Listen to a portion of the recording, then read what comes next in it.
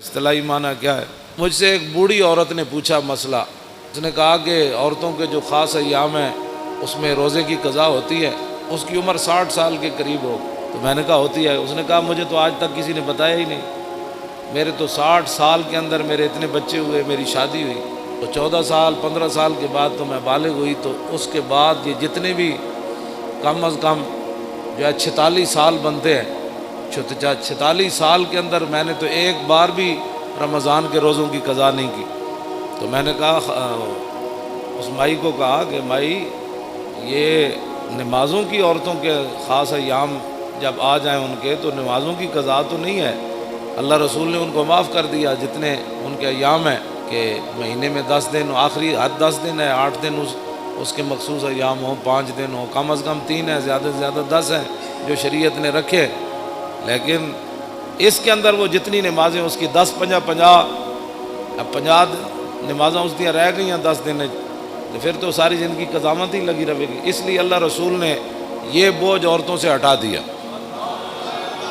میں نے کہا روزے آتے ہیں صرف سال میں ایک بار, اور وہ زیادہ سے زیادہ 10 قضا ہوں گے, کم از کم 3 ہوں گے. ان کی قضا تو شریعت میں ہے. اس نے کہا میں نے تو نہیں کیے.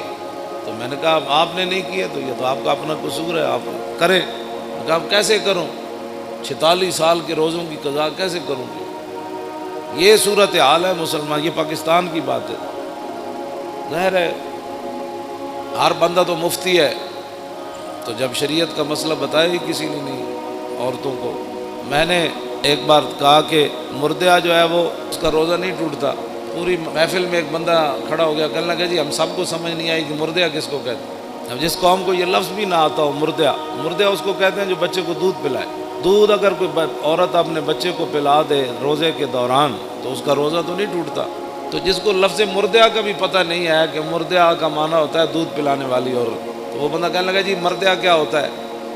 تو یہ میں 1-2 مثالیں, ویسے ہی میں تو اپنا جو پڑھا ہے وہ بیان تو میں ہر جگہ کرتا رہتا ہوں, لیکن حقیقت یہ ہے کہ اس قوم کے اندر علم کی اتنی کمی ہے. اقبال کہتا ہے واہ ناکامی متاع کارواں جاتا رہا, اور کارواں کے دل سے احساس زیاں جاتا رہا.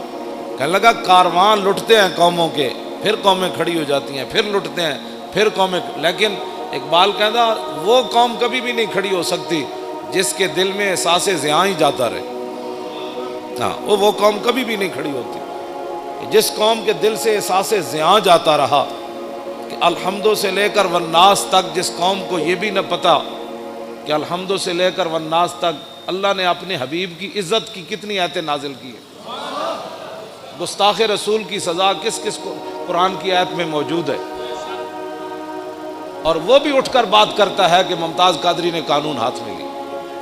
ہاں جس کو میں برے مجمع میں کوئی مجھے بتائے پورا قرآن کا جس نے کوئی مطالعہ کیا ہو کہ کتنی قرآن کے اندر آیات ہیں جو اللہ نے اپنے حبیب کی عزت کی بیان کی ہے.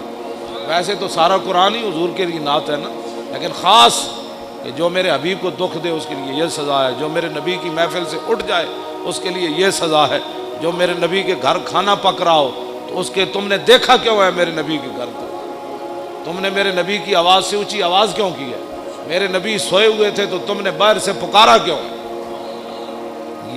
اور میرے نبی کو تم نے رائے نہ کہا کیوں ہے. ہاں جی, یہ جنہوں نے اللہ کو دکھ دیا, رسول اللہ کو دکھ دیا, ان پر لعنت ہے دنیا آخرت میں. دنیا میں لعنت کیا ہے؟ دنیا میں لعنت یہ ہے کہ اس کو قتل کر دیا جائے گا, اور آخرت میں اس کے لیے لعنت یہ ہے کہ اس کو جہنم میں داخل کر دیا جائے گا. ان کو پتہ ہی نہیں ہے الحمدو سے لے کر والناس. انہوں نے ایک ہی جی اسلام لا اکراہ فی الدین, دین زبردستی نہیں. تے کون کہتا ہے زبردستی ہے؟ اسی کسی نے ڈنڈا مار کے تو کلمہ پڑھایا نہیں. لا اکراہ فی الدین اگے کیے قد تبین الرشد من الغی ومن یکفر بالطاغوت اگے یوم باللہ فقد استمسک بالعروۃ الوثقی لا انفصام لها واللہ سمیع علیم. فرمایا دین میں جبر نہیں ہے, لیکن فرمایا حق اب واضح ہو گیا. اب یہ نہیں ہوگا کہ کوئی بندہ کہے گا جی مجھے اس بات کا پتہ نہیں تھا. اب پتہ نہیں تھا تو پھر تو پتہ کرتا.